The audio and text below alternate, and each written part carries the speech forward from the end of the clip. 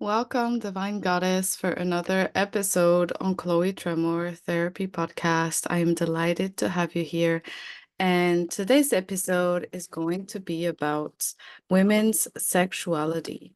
So I wanted to make a podcast episode on that specifically, because I feel like I'm gonna be sharing my journey with my own sexuality, but also, women's sexuality in the sense that, in the context of a patriarchal society and how we're raised and conditioned, and, sharing with you my opinion on women's sexuality, how I believe, women's sexuality uh should be like in terms of the ranges of possibility, but also how, in the context of patriarchy, our sexuality has been repressed, and also how women's sexuality, like the oppression of women's sexuality, uh, how that repression affects also men and how it affects everyone, basically, I personally believe that the number one issue in our world today that is the root cause of so much violence, uh, you know, damage, the way the world works, the way the system works. Everything is rooted, rooted in women's oppression, and the foundation of our society in our world is women's oppression, is the belittlement, belittling women, oppression of women in all forms, sexuality, specifically, I want to say specifically our sexuality, our sexual needs and desires, like being treated as still as second class citizen, and being, mistreated, normalizing mistreatment of women, and I think at the core of it is there's women's sexuality. I know that for me, the way I grew up was quickly taught that, men, and not just through, my education or, my family and women of my family, but also through the way society interacted with women and from what I saw, And so the world that was presented to me as a woman was one in which women, boys, men were at the center of a woman's life. A woman was here to bear children, to take care of a husband, and that was her purpose, And I was very much sold this idea directly and indirectly through my environment, my close circle, but also like the society I lived in, the way people interacted with women, the way women interacted with men. Like from everything I saw, the message was, uh, you know, women's purpose are, bearing children, loving one man, that will become their husband or their main partner.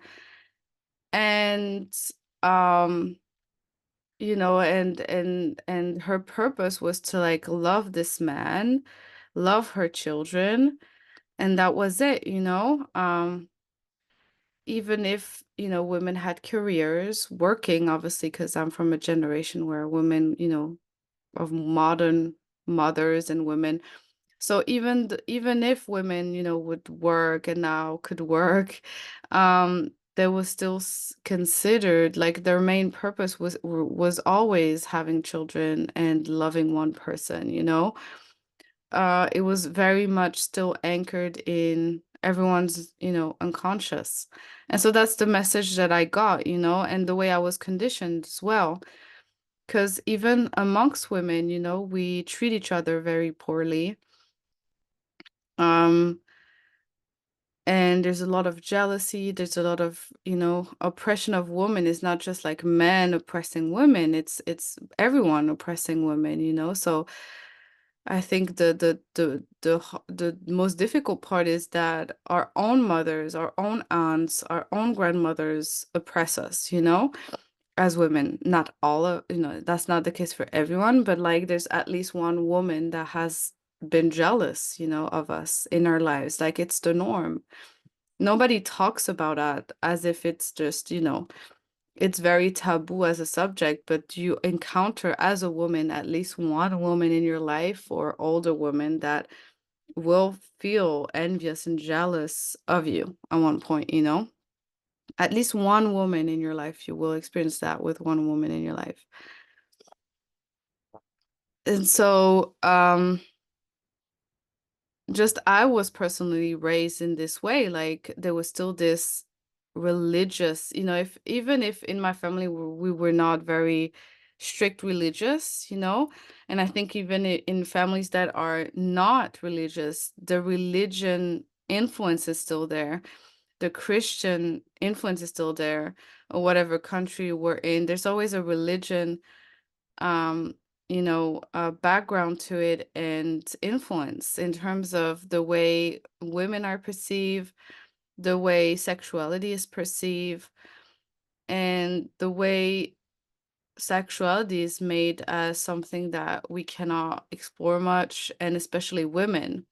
Sexuality, I was raised in a way that everything that was linked to sexuality and emotions, and love was centered around a man and pleasing a man.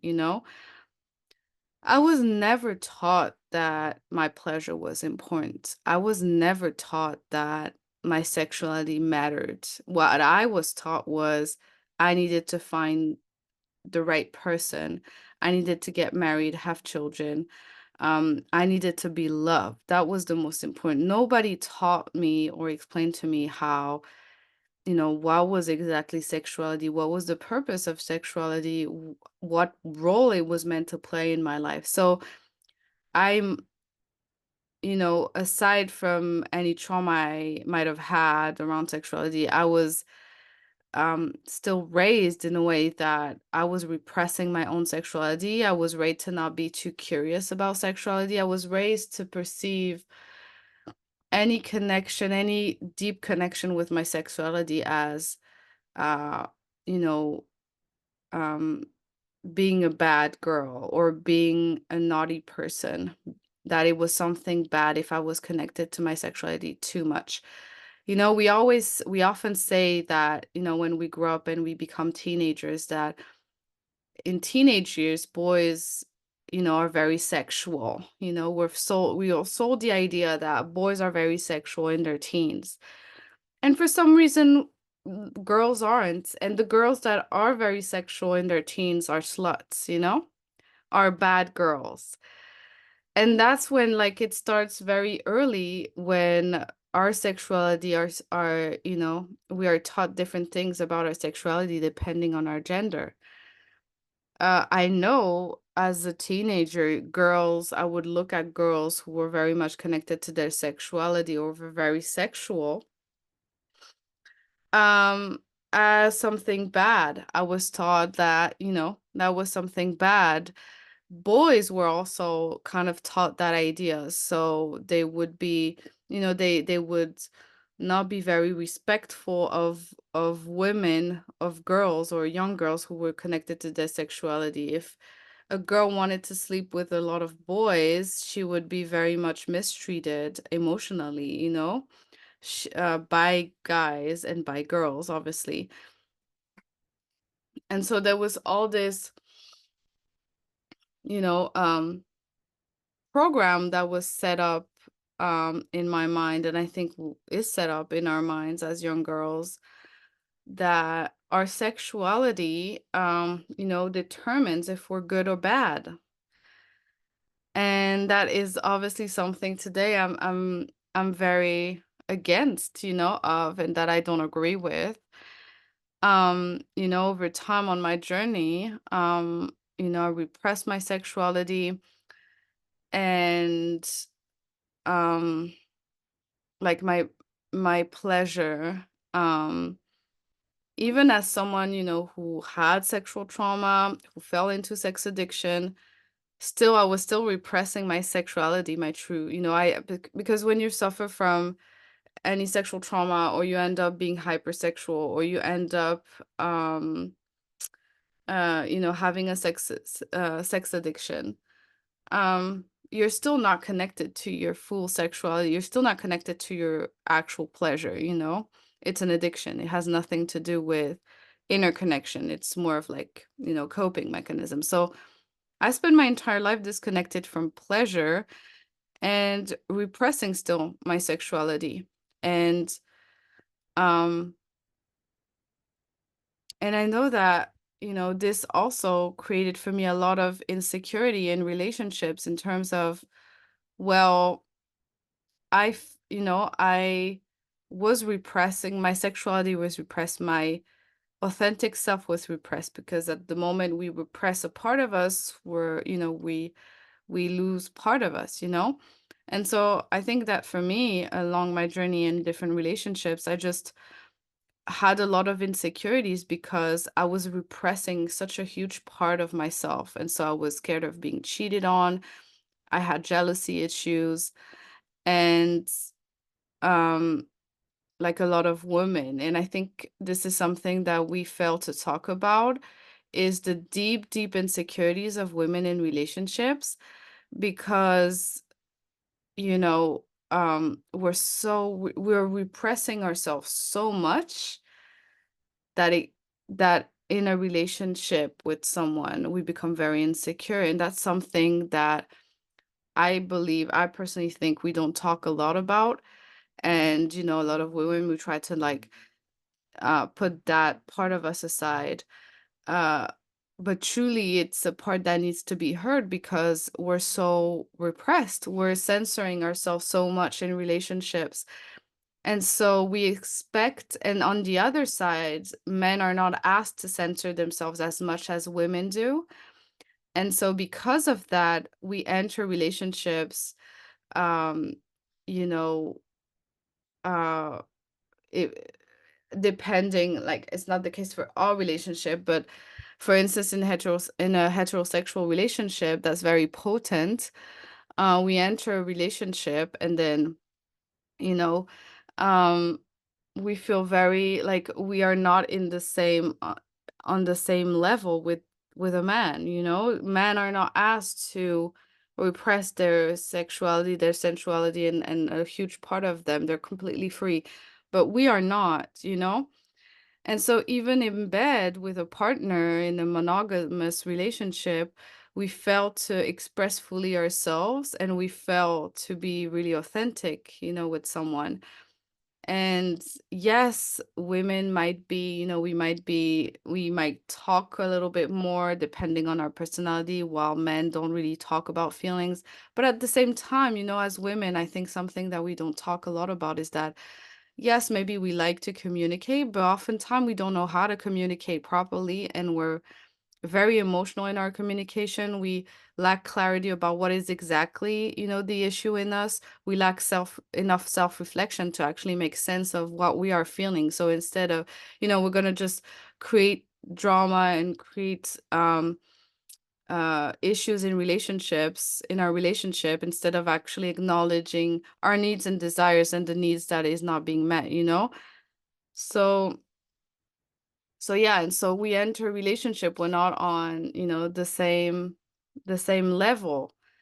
And and you're already like repressing yourself in relationship, and so as you're not being your authentic self. And when we're not able to be our authentic self in relationships, that's the thing. That's how we that's when we become insecure regards to our partner, that might not be censoring themselves as much as we do. And I think that for me, that realization at one point in my life on my journey was so huge, because I realized that actually I was conditioned to repress myself. So I wasn't equal in my relationship. I didn't show up equally like a man. I didn't feel as free as a man. And so in result of that, I was, I would be controlling, or not necessarily controlling, but insecure, or I would ask, a man a lot of things, and ask the man to be in a certain way and to, become controlling. Thinking in my mind, well, you know, that's normal. I'm doing that, but who asked me to do that, And would the man in front of me would have really an issue with me not being censored?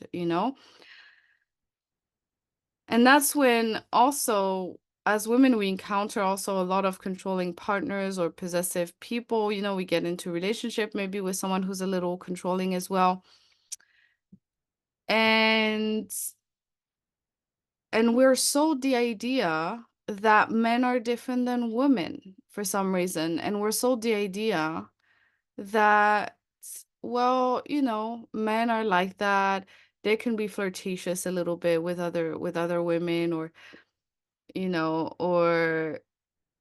men can be this way, men can be this way. And we're sold that idea that, we have to accept that. We have to accept that men can be in a certain way and are allowed to have some level of freedom in an exclusive relationship, for instance. And it's like women are not allowed to do the same, you know? And that's when I realized also on my journey, like, I need to be with the right partner too, because a lot of men are going to tell me, like, oh, no, you're the one. Like, the moment I would allow myself to be free, like, then my partner would start having an issue when I'm getting to that same level as that person? So also a lot of in our relationship, also men, for heterosexual women, if you're a heterosexual woman, you've experienced that, or if you went out with men, it's like it's all this power play in relationships, and like men want to keep their freedom but don't want to allow their woman the same freedom, which is extremely you know hypocrite. And I've seen recently also a lot of men are more and more, I feel like, are talking about this, like the emotional cheating, the all the emotional cheating that men do that have been normalized for decades, for centuries probably. And how, like, they're very conscious of that, but they just, like, are so used to gaslight women on that matter. Even good men, even good men. That's the thing. Even good men can gaslight you. Um, and just, because they want to keep their emotional, their freedom basically. And but yet women, if they do the same, like, women have been so conditioned to censor themselves that they will feel guilt more than men in that regards. So we're absolutely not equal on that. And so I know that for me, realizing this on my journey was just wow, like, was just actually, I want to commit now to being free in relationships, and I want to make at the center of my priorities, my freedom, sexual freedom, and make sure that I'm in an equal relationship with someone, where I'm not censoring myself. I'm not playing the wife role, like society has tried to condition me to believe that that's what I do. You know how we women, when we enter marriage, we're just like, okay, I need to cook, I need to take care of the kids. And we feel a sense of pride, doing that, actual sense of pride doing that and taking care of our man, doing everything right. And in so many marriages, it's the same thing. The woman is doing everything, like, she's loving the man, she's doing everything right amazingly, and he cheats. And he emotionally cheats, and there's arguments, and then the woman is annoying, and then the man, and then there's all those same issues that rise up. Oh, you're just being very insecure, and and like going through those types of issues constantly, even if we're with a good person. um And women feeling frustrated because they feel like they're way more committed to, like, they over committed to their children, their house, taking care of the home. That, not that I agree with that, because I don't believe, I believe in splitting chores, I don't believe in that, like, wifey 50 stuff, but a lot of women, and I think I also felt that, like, oh, I felt that pressure, when I got married and I had a child, was just like, oh, okay. My conditioning kind of kicked in, and I was just like, I started to want to do everything and take care of the home, take care of everything. Um, and I think if I wasn't with the right partner, honestly, the guy would have let me do that, and I would probably been cheated on, and I would just had play this role of the good wifey, which is the reason why I didn't want to get married in the first place. But aside from that, we get into that role and we forget ourselves completely because we're conditioned to believe that that's our purpose. And we become we and then we take that, with pride, and everyone praises us, and we take care of the children. And there's great pride in taking care of children. That's not what I'm saying. Like, it's beautiful. And having a beautiful marriage too, building things together, having projects together, and just moving forward in your life with someone and having all those, plans for the future together. Like, it's beautiful, and um in on pay, like, it is beautiful, but it's like the moment the woman we get married, we yeah, we get married, we have kids. It's like we forget ourselves in those roles. We get married, we forget ourselves, we don't exist anymore, we don't have huge sexual needs anymore. um And thank God, there are women out there who still have their sexual needs, and they are like in open relationships or whatever, or they found a partner who has the same, like, preferences. Um, and thank God there are people like that. But I feel like a lot of the time, most people, will take that route. And I'm saying that because as I felt that conditioning in me the moment I became a wife. I got married, and I had a child. Like, I felt it really kicked in, like it was very much like close to instinct, but it's really conditioning, because that's what I saw. That's what I saw, my mother doing. That's what I saw my family doing, women in my family doing. Like, that's what I saw, that was for me, and the way I was conditioned, and the way society, and the way, like, all society had conditioned me, and even during, our single lives, it's like we are spend our single lives searching for a partner. Men spend their single lives having fun and enjoying sex, enjoying life's pleasure. We women spend our single life searching for the Prince Charming, searching for our husband, and we fail to experience because we're conditioned, because also society looks down upon that, and it's not as if it's easy. But we're not allowed to have a free sexuality. We're conditioned to focus on finding a husband. And at one point I realized that, like, I was so focused on finding the right person. I forgot to enjoy life, to actually connect with me, know what I like, connect with my sexuality, allow myself to be free. Um, and I think what would be healthier for women is that we could have we could be on that same level as men, because men who are sexually free and enjoying their lives, they're like looked up to. They're like, wow, they're amazing. They're like very attractive men. But women who are very free sexually, they're just bad women, not wifey material. But that's the thing where when the repression of women's sexuality affects men, because how amazing would it be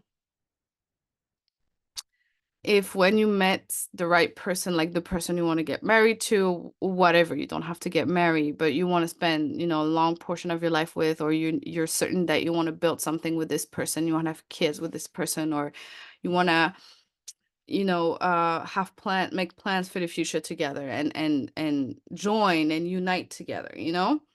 How amazing would it be, if we women were sexually free, and marriage, consumption of a marriage or of a union would be amazing, amazingly authentic, and women would be able to express themselves sexually fully because they would know themselves. And so with a partner, you'd be able to actually, at the center of your relationship, have an amazing sex life in terms of, well, as a woman, we when you know your sexuality, when you had that time with yourself, when you had the time to look around and follow your desires and consume your desires, then you'd be an amazing lover, you know, for someone. And then also, like, being very open in terms of, like, depending on our age, depending on where we are, depending on our journey, sometimes, you might meet the right person, but you might still want to be free. You might still not want to have to be exclusive with someone. You might still have, you know, attraction for other people. And I personally believe, like, being in the idea of open relationship it's what it is. It's like, I think for the sake of women, for the sake of women's empowerment, women's freedom, and women's healing, most importantly, we need to feel free in our relationships. We need free relationships. We need relationships where we have a partner that is not possessive and is full-blown supportive of our freedom and is not trying to tie us down, because today, more than ever, women, we need to feel free. And I think approaching relationships as women, um, in that sense of freedom, in terms of, well, we're together, but we're open to whatever life possibility offers to us. Maybe, like, you have a high libido. Maybe like certain needs your partner cannot fulfill necessarily. Or maybe, there's so many scenarios, but, like, knowing yourself enough to be able to tell your partner, well, this is what I need, and that you cannot necessarily fulfill everything. Maybe my certain sexual preferences you're not a fan of. So I think as women, if we can approach relationships as something that can be open for us, and I think the moment, I know that for me, like, I think that when we put that label of monogamy, it's very difficult for women because we've been so conditioned to actually feel free in our relationship and be ourselves in and out. And be also, like, sometimes flirtatious or whatever, like men can be. And please stop pretending that, oh no, my man is not like that. Like, let's just stop pretending, okay? But, like, if you want to be just not necessarily flirtatious, but it can be just being yourself, basically, not without having to think of, like, being able to, speak with men if you want to, whatever. I think for us to be able to actually be our authentic self, we so deeply need open relationships as women, because then we don't have that label and that conditioning that kicks in unconsciously, and we can actually just fully be free. I know that for me, that has changed my way of being in a relationship. I think the fact that sometimes I knew I was in a monogamous, exclusive relationship, then, I was very much, censoring myself, I know that for with my longest with one of my relationships, because I didn't have a lot of, serious relationships, but the biggest one I had before being married and being now in a relationship was one where I was very much repressing myself and with someone who was very controlling and very like rigid. Um and and I think further down the line also when I had other relationships, I still had that conditioning kicking in. That's why I didn't want to be in committed relationship because I felt like, well, the moment I will be in a committed relationship, I will have to forget. I will not be able to be my authentic self. And I discovered that, we all have this life force and sexuality in us, men and women, but we're not equal in the right of expressing it and being ourselves, basically. And so I knew that when I would be in a monogamous relationship, like the conditioning would kick in and I would start censoring myself. So this is why, I knew that, okay, at one point in my life, I was very much just being myself and exploring whatever I wanted to explore. But also I thought, well, the moment if I meet someone that I actually want to build something with, I want to commit to, I'm going to approach this in a very open-minded way. And I'm not going to approach this in a traditional way because there's no way in the traditional way that I'll be happy. So it was very, for me, important to have also sexuality at the center, you know, um, of my relationships. And um, with my husband, when I met him, it was very much in the center of our lives in terms of exploring and showing up authentically, and growing out of conditioning. And for me today, I feel like for women, we so desperately need to be in open relationships, basically. Not necessarily to go and have sex with someone else or anything, but just to be able to, I think for even for men as well, for everyone, like the moment we put this rigid monogamy, um, rooted in our religious background, where like, oh, you cannot have an affair, like you have to have only sex with one person, or you have to be, there's all those rules to be respectful of your partner when you're in a monogamous relationship. People have discovered that there's emotional cheating. And so like it's like, okay, I hope you will not cheat on me.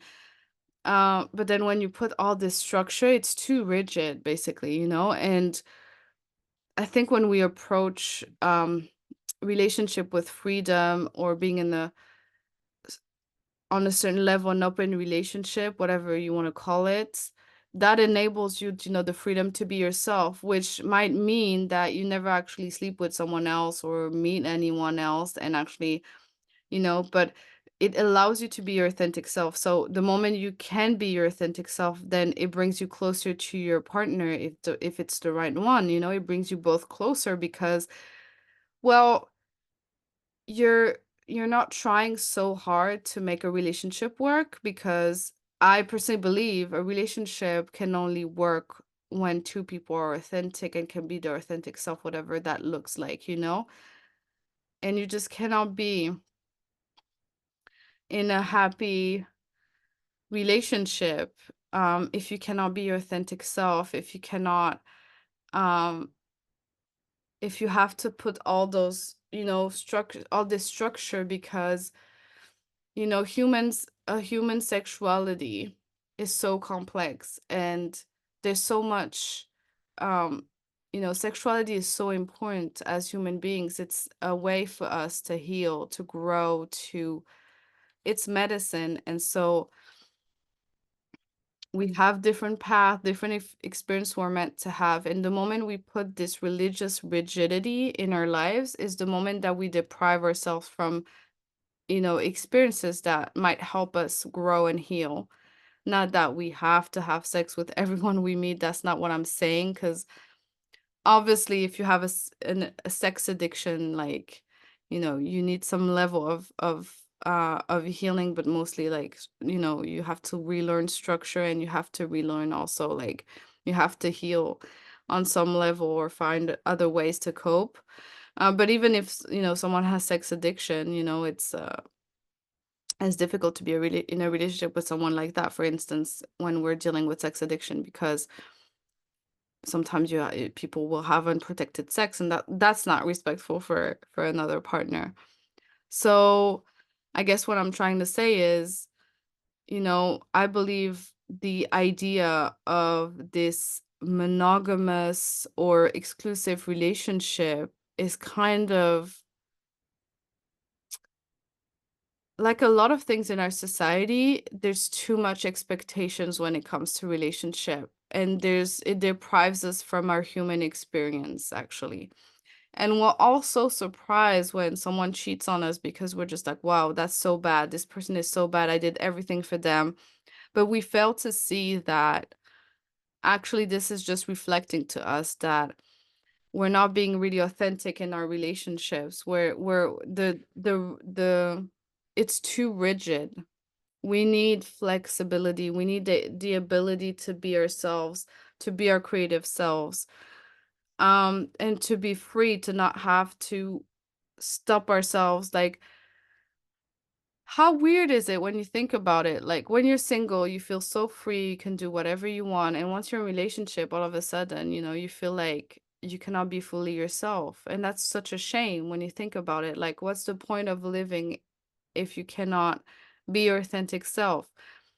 Um, Relationships are beautiful, but I believe personally that patriarchy has created this idea of relationship, rooted in religious beliefs, and colonialism, where we were conditioned to believe that that's how relationship are meant to be, when that's not really sustainable. Like, it's like you have this high expectation. It's too high for someone, for anyone really.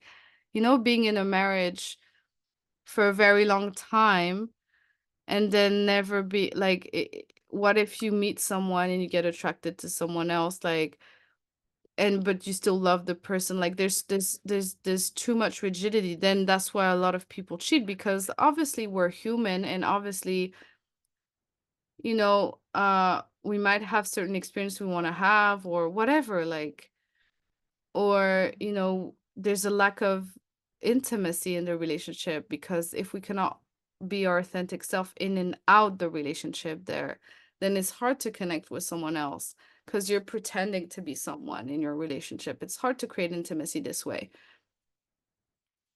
And so we have all these high expectations, and I was guilty of that. I had this high expectation. I thought, well, if I do all the wifey stuff, everything, then my partner will be like, will never cheat on me, Will never want to go away if I fulfill them sexually as well. Like, and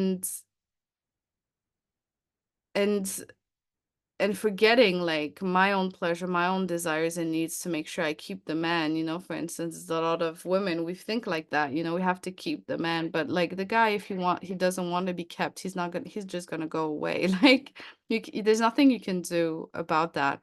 And I think the moment we learn how to kind of let go of this idea that, of like marriage and rigid traditional ways of thinking, well, then we become way happier, but we have to be able to let go of that traditional things that we were sold, and maybe grieve it as well. I think there's something we need to grieve at times.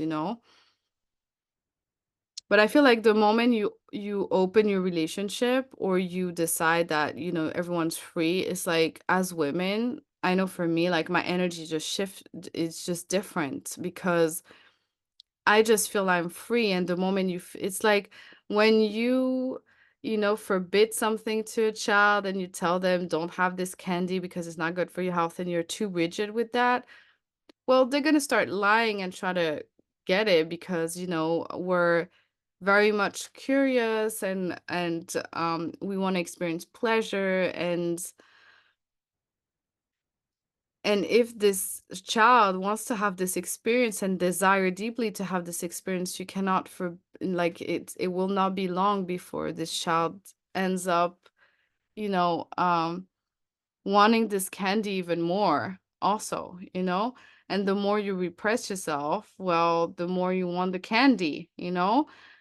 And that's the same in relationships. The moment you lift up like all the rules and patriarchal rules of a monogamous relationship or like an exclusive relationship, well, all of a sudden everyone's free, and then, well, maybe no one wants to actually have, other relationship aside from their marriage for a while. Like sometimes it's just this pressure that kind of, blocks off creative force, blocks us, and us feel unhappy. But at the end of the day, once you lift that block and you lift that rigidity, you lift that tradition and rules and high expectation, well, oof, you feel better in your body. You feel actually happy, and you actually can show up in your relationship way more authentically. You can speak about things that you wouldn't have not speak before in fear of the other being getting jealous or whatever. You can actually be more open. I think that's the beauty of getting rid of patriarchy in your relationship also, like knowing everyone's free to be themselves and not having to try to ask someone to like repress themselves.